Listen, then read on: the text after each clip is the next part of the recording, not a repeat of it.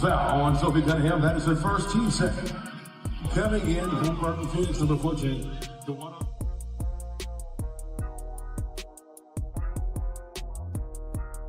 We're pouring one out for the career of Dewanna Bonner. Pouring one out for the career of Dewanna Bonner because she is washed. The Indiana Fever's clash with the Phoenix Mercury was slated as a routine matchup, but as I've repeatedly warned on this channel, it detonated into one of the WNBA's most dramatic games all season. This was far from ordinary, with Dewanna Bonner getting booed as soon as she entered the game. Shout out to all the fans in the building that were like, you know what? You did this organization dirty. You did the fans dirty. You did your teammates dirty. Our first chance we get when you come into the basketball game, we are going to boo you and boo you so you hear it. The Fever were already battling adversity with superstar Caitlin Clark sidelined by injury, but the real story, as I've been tracking, was Dewanna Bonner's fiery return to Indianapolis, her first since that absolutely messy departure earlier in the season. Wait until you hear the details I've uncovered. Dewanna Bonner, much to the Fever fans in attendance, much to their credit, they didn't play nice tonight. Good job. They booed the hell out of Dewanna Bonner. And then Alyssa Thomas started jawing at the fans. Well, let me understand something. You want fans booted out of arenas. When I say messy, I mean capital MESSY. This wasn't merely a player facing her old team. This was a situation I've been dissecting for weeks, brimming with drama from the instant Bonner stepped into that arena. Viewers who follow this channel know the full, explosive backstory. Foul on Sophie Cunningham. That is her first team second. Coming in for Phoenix, number 14, Dewanna Bonner.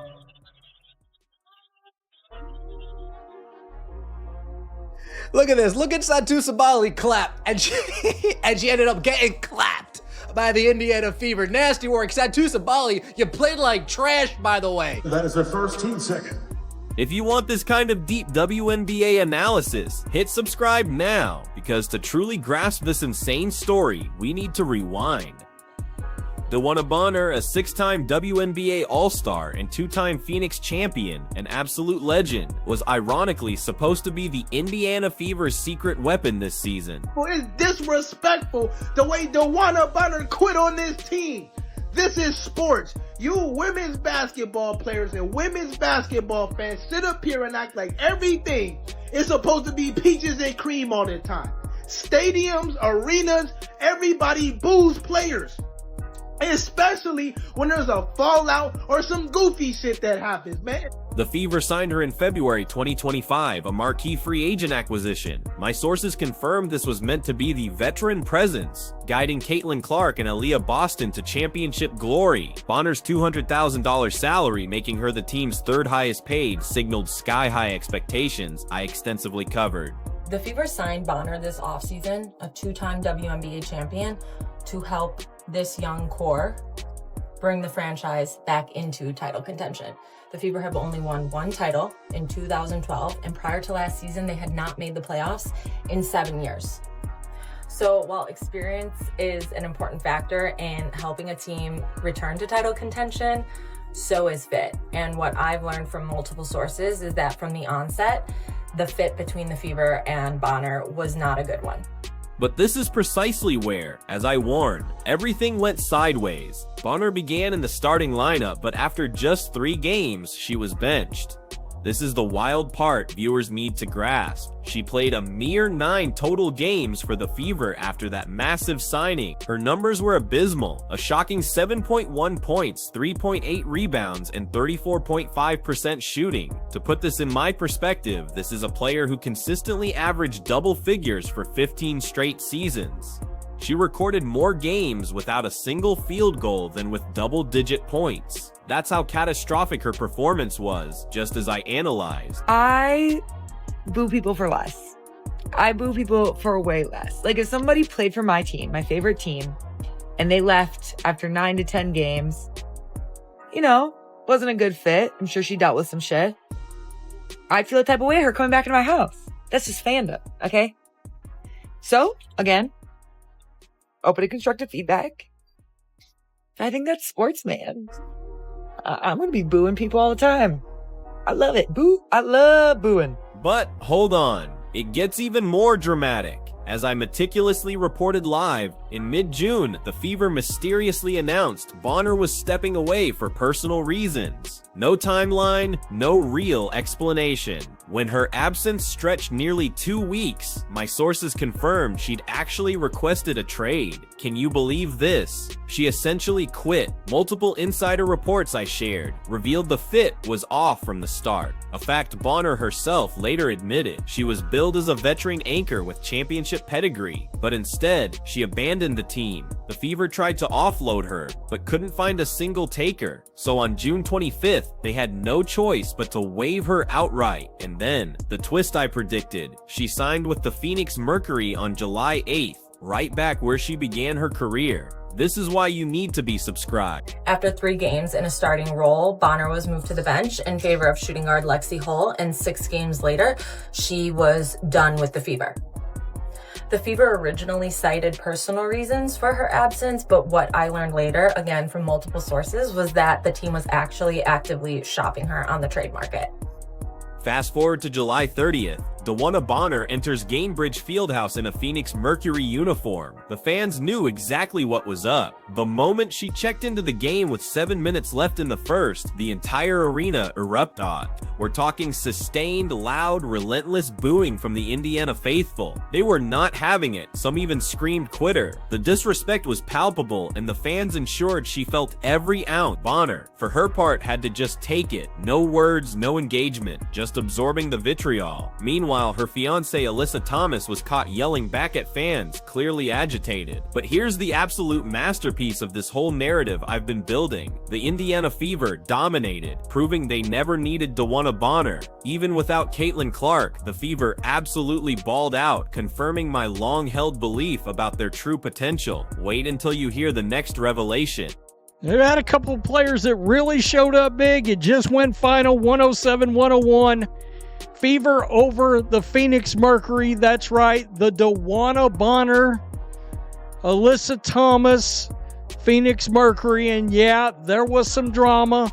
I'm sure something is going to be said by one of the two of them during this post-game press conference. There's just no way around it.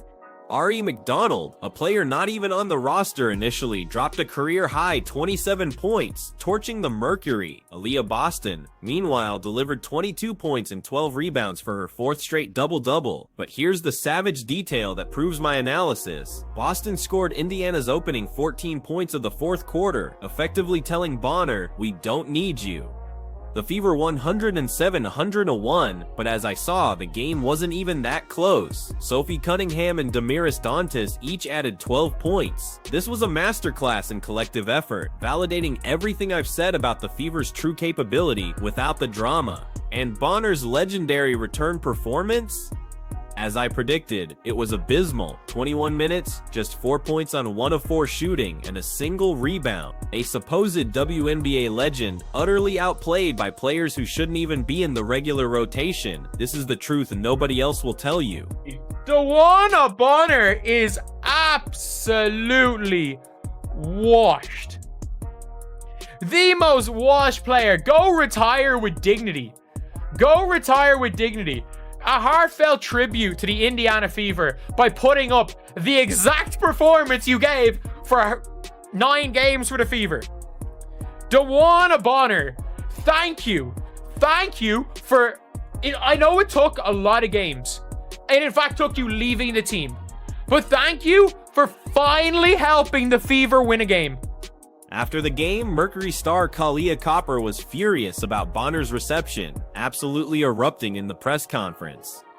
"I just don't understand," Copper stated. "She's a legend. All she's done for the league." The disrespect. I can't get down with it. Copper insisted Bonner took the boo silently while fans hurled trash, adding, "It's very distasteful what their fan base is doing when it comes to DB because she's just the sweetest soul." But here's the crucial context. Only I've consistently highlighted, Mercury coach Nate Tibbetts had a completely different, more realistic take. He openly acknowledged the booing was expected and part of sports. As he put it, "You go into a former home. If you don't leave on your terms, fans aren't happy." Even her own coach understood the fan reaction. When a player quits a team as Bonner did, you cannot expect a hero's welcome. What was truly impressive, and I give them credit for, was the Indiana Fever organization and players. They handled this entire drama with unparalleled class, taking the high road consistently, exactly as I anticipated. I think she handled it well. I don't understand, like, she's a legend, and just all the things that she's done for the league. Stop. What has Dewanna Bonner done for this league? And just the disrespect, I can't get down with it. They booed her. She didn't say a word to the That's a lie. Dewanna Bonner definitely said a word. Don't worry, Kalia Copper. We brought the receipts. crowd. People talk some trash to her, but we got her back. Let's get down to the unfiltered truth I've consistently laid out. Bonner wasn't traded or released against her will. She quit.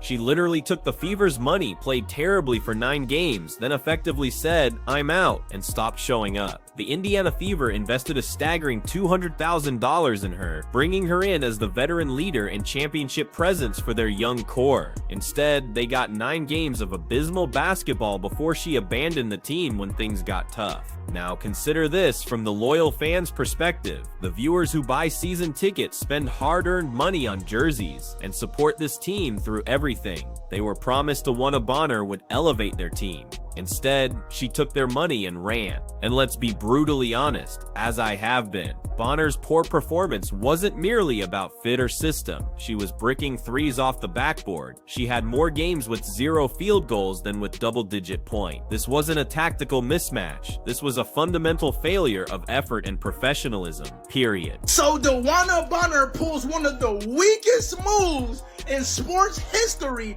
and quits on the Indiana Fever, not even halfway through the season, man. Your ass couldn't hit the fucking side of a board and was stinking it up every game, and you're mad about a starting spot or some bullshit? Completely lost all respect for your punk ass, man. Here's what truly infuriates me about this whole situation and what nobody else will confront: the blatant double standard between player loyalty and fan loyalty. When a player like Dewanna Bonner quits a team, we're told it's just business, doing what's best for her career. Yet, when fans express legitimate displeasure at being treated poorly, they are suddenly distasteful and disrespectful. These fans aren't booing Bonner because of her personal life. They're booing her because she took their money, abandoned their team, and wasted their time. That's a perfectly rational response from people who emotionally and financially invest in their favorite team.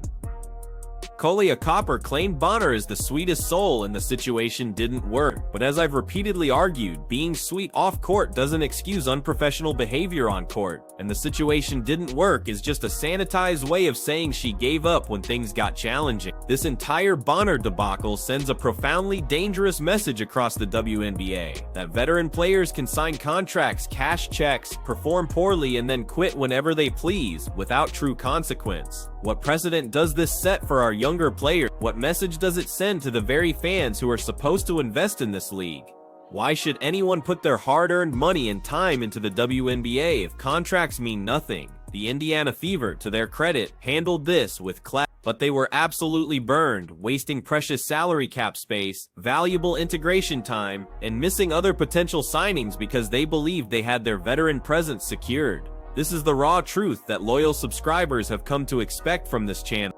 That's a genuine question. Let me know in the comments section below, what has Dewanna Bonner done for this league? Prior to 2023, no casual fan, probably still no casual fan, has any idea who Dewanna Bonner is, couldn't pick her out of a lineup, other than teach these new players how to fleece an organization, how to rob an organization blind, how to quit on your team.